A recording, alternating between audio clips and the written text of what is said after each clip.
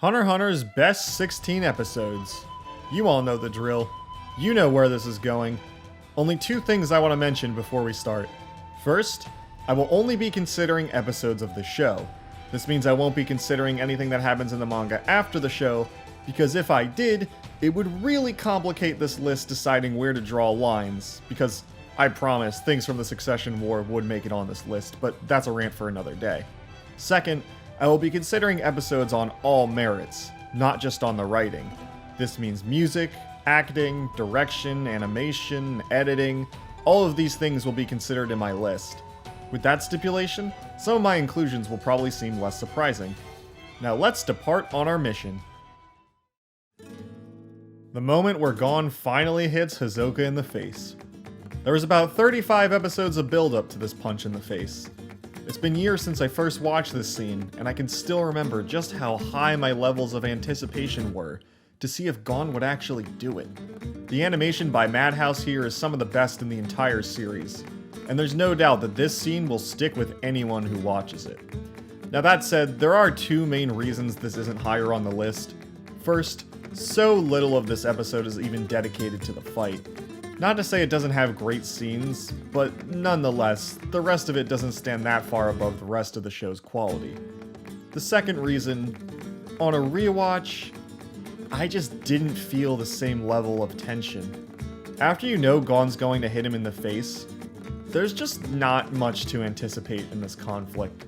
Still, it's a great episode which holds one of the series' most iconic moments, and it would be wrong to leave it off this list.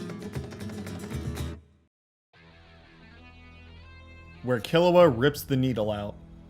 On my first watch, this definitely wouldn't have made it. However, on a second viewing, I'm able to better appreciate all the build-up to this episode.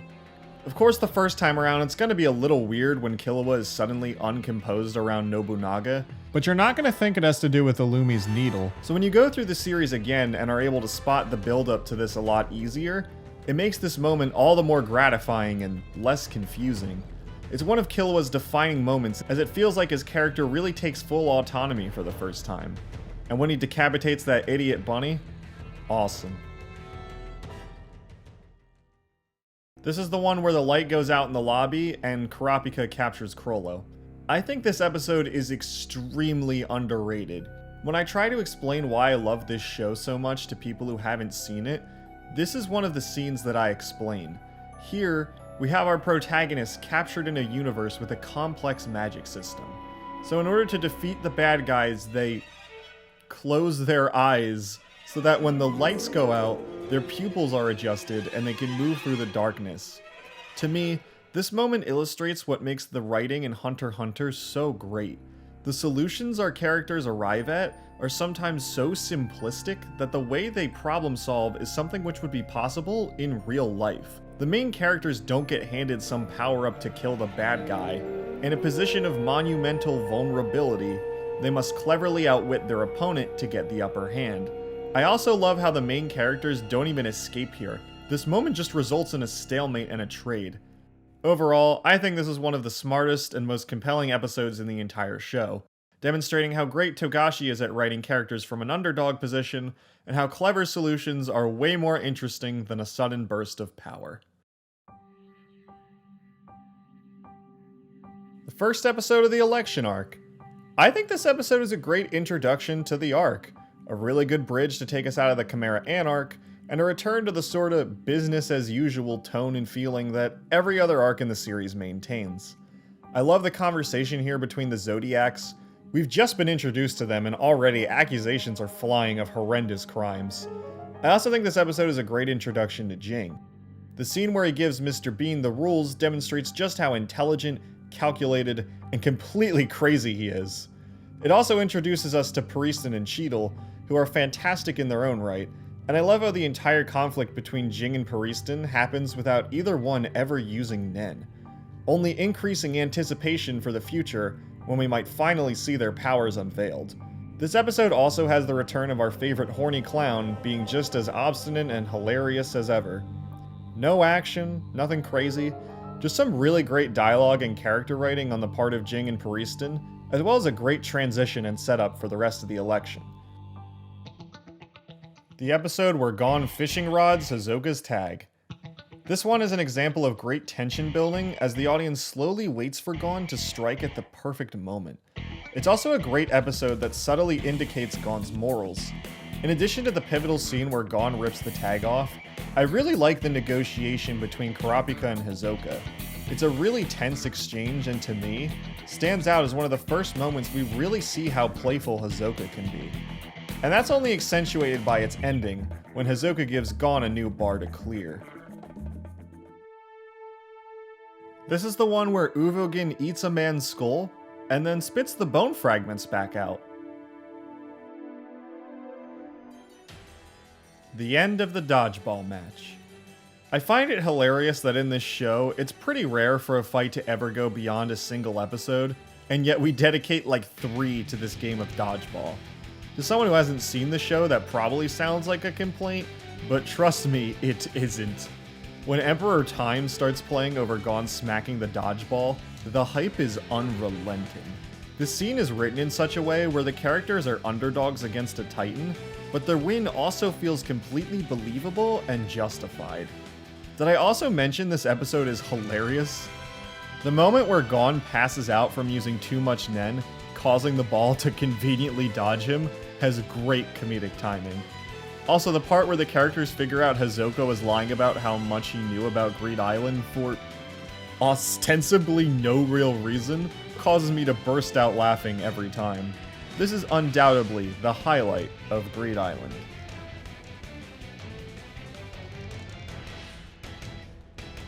The final episode. I don't think this is a super surprising inclusion on the list. The conversation Gon has with his dad is really interesting, and it pretty adequately explains the ethos of the entire show.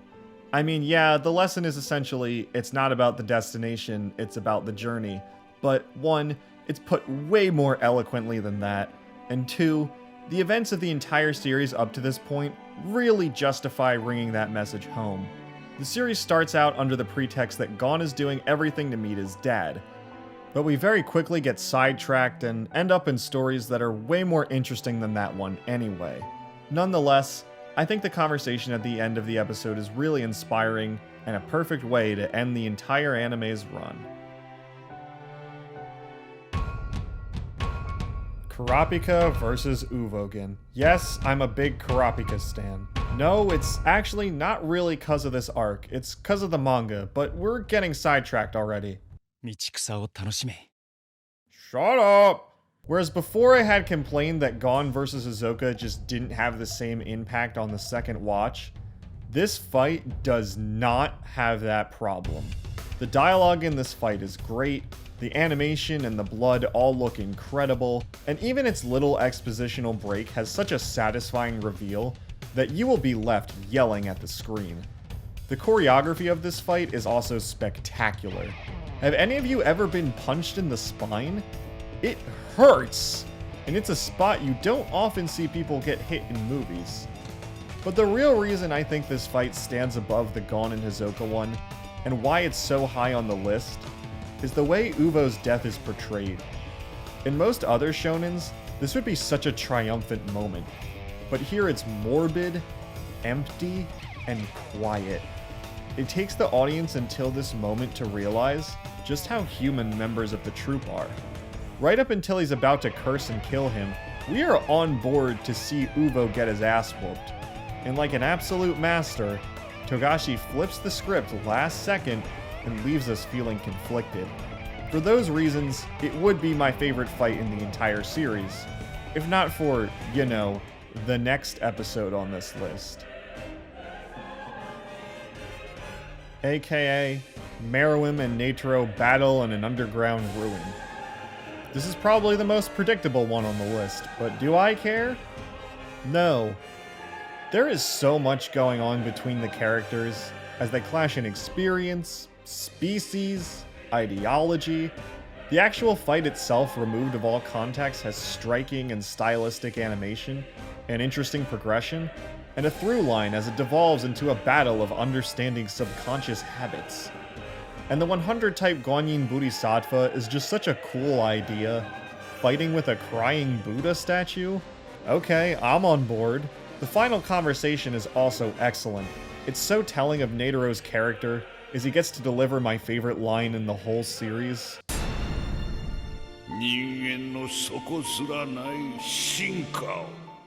I love how the show draws him to look evil in this fight, and I think the end was the first moment where I realized, maybe this conflict between humans and ants isn't as binary as it was first portrayed. I don't think I need to talk super long about this one. Anyone who's seen the show knows this fight is legendary, and it manages to surpass all the great ones that came prior. This is the episode where Gon returns to Whale Island with Killua, one of the defining moments in the friendship of these two. This is the first moment you're gonna get teary-eyed in this show. From an expository standpoint, the conversation between Gon and Killua does a great job setting up the journey of these two for the duration of the show. But that's not why it's here. It's here because of how sad, sweet, and cute the whole thing is. Reminds me of another scene that might show up later on this list.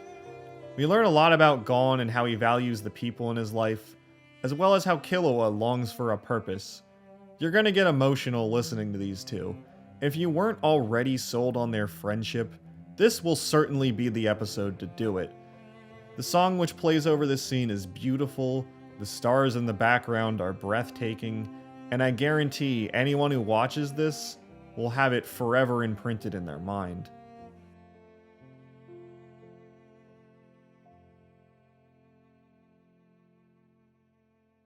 Okay, so now that we've reached the top 5, these are the episodes that I would consider to be in a tier all their own. If everything below this was really good, everything above this approaches perfection. And what better place to start than one of the most controversial moments in the whole show? Gon's transformation. Based on where I put this on the list, you can probably infer how I view this episode. I can't tell you how many times I've been in Zoom class and just in the background on a loop had the gif of Gon kicking P2 in the chest going. This episode is a roller coaster. You go from thinking Gon's power is awesome, to being terrified, to then realizing the repercussions and mourning what is to come. Then his conversation with Killua absolutely devastates the audience, only for him to take things even further with his final Jajanken. Also, the music in this episode particularly is amazing. I think the controversy around this episode just shows how well written it is. Every YouTube video that talks about this episode, or has a scene from this episode, will inevitably have people in the comments vehemently arguing whether P2 or Gon was in the wrong. And to me, the answer to that question is actually really obvious. Neither. It's horrifically tragic. By this point, P2 had learned empathy and didn't really deserve the way Gon completely annihilated them. Likewise, Gon is just a naive kid who doesn't know how to cope with the emotions that he's feeling, and has his back against the wall to defend himself. You can understand why each character is doing what they're doing, not desire the outcome they've been railroaded into, and really root for neither of them. The ability to scramble and intentionally conflict your audience like this is a sign of excellent storycraft, which certainly lands this episode among one of the best. The one where Gon yells at the cat. Now normally with voice acting, I find it a little harder to pick out a really good performance. More often than not, I'm more likely to notice if a character has a really fitting or memorable voice, but I think in this realm it's pretty rare for a scene to stand out. This is not a slight against voice acting, if anything, it's a poor reflection on me. The thing is, voice acting already has such a dynamic range compared to normal acting, that performances which are incredibly over the top are going to stand out a lot less than in live action. That said, Megumi Han's performance as Gon in this episode will send chills down your spine. Look, if you watch anime dubbed, I'm not going to yell at you now, but when it comes to this episode, I implore you to reconsider. In an episode that's basically just one character shouting at another for 20 minutes, you will be left on the edge of your seat. Megumi Han can go from whispering menacingly to shrilly screaming in pain, and it all feels so believable. The animation in this episode is absolutely gorgeous, and the lack of music over so much of the conversation makes it ludicrously tense. Anyone who's seen this episode will remember Gon's violent outburst for the rest of their days. And weirdly, the way it's portrayed allows the audience to empathize with P2's horror of this little boy. More than any other episode, this one is a performance piece. Holy shit, there isn't a moment wasted. It's funny because rewatching this episode, it all feels so telegraphed and obvious. Yeah, of course Kite is going to die. The writing is on the wall. Killua has a whole conversation with Gon about how he'd run away if they were in danger. Kite keeps talking about this gnawing anxiety. P2 is clearly meant to eclipse the other ants. And right before this, Gon sort of randomly gets his dad's license. But honestly, all those details only enhance the experience on a second watch, and make you feel dumber that the first time around, you didn't see it coming. Because you didn't see it coming. From the perspective of an editor, the one thing this episode gets right more than really any other episode in the entire show is juxtaposition. One moment, Gon is triumphantly a step closer to his father. The next, Kite is dying as To Give a Marionette Life starts playing. Then at the end, Gon talks about how Kite is definitely still alive, and we see Killua unable to look at his friend because of how bright he is, leading the audience to believe for 1 second that Kite is still out there. Only then to show with an iconic framing, P2 holding his decapitated head, destroying all that hope. Part of what makes Kite's death moment so great is just how fast it happens. P2 is on the tree one moment, and within less than a minute, Kite has lost his arm. The audience can barely even process the repercussions of this attack before Killua's knocked Gon out and ran off with him. This episode also demonstrates how proficient Togashi is at knowing what not to show on screen. Most authors would probably show some epic throwdown between Kite and P2, but rather than give us a satisfying fight scene, we are robbed of that, making it all the more dramatic, shocking, and mysterious, as we are left wondering, just how strong is P2? Overall, there is nothing more this episode could have done right. It's edited to a pristine degree, and a piece of storytelling I have no complaints for. We all knew this was coming, right? I mean, what else was it gonna be? You never thought you'd be crying at the end for this Ninja Turtle and blind little girl, did ya? Yeah, the character who ate a child's brain within 10 seconds of being on screen and who wanted to exterminate the human race. He's the one you shed tears for at the end. I once heard in film school that a great ending is obvious, but surprising. Nobody likes a twist if they can see it coming well in advance, and people also don't like twists that come out of nowhere. Writing something that fits into that little niche is actually really, really, really hard. But boy does this moment ever fit the bill. It's sad, it's poetic, it's ironic. The only person who can defeat what is practically a god is this blind little girl. This ending encapsulates so much about what it truly means to be a human. With this scene and everything that came before, Togashi gets the thesis of this arc across. As the monstrous ants become humanized, to defeat them, the humans must become monsters. But if they had given them a chance or tried to work things out, maybe things could have been different. And that is what makes this scene so tragic and beautiful. The audience can perfectly understand why every character made the choices they did up to this point. They can watch every character's actions and empathize. But in this moment, in this ending, we get a glimpse, a little window into what could have been. This scene will ruin you, and I think it elevates Hunter x Hunter from an amazing anime to a must-see masterpiece. Thanks for watching. Where's number 2? Did you just forget? No, actually. But the thing is about my number 2 pick, I think its inclusion may require some justification. In order to explain why I think the second best episode of Hunter x Hunter is the second best episode of Hunter x Hunter, I'm gonna have to go through the series a little more broadly. And that, my friends, is going to require its own video.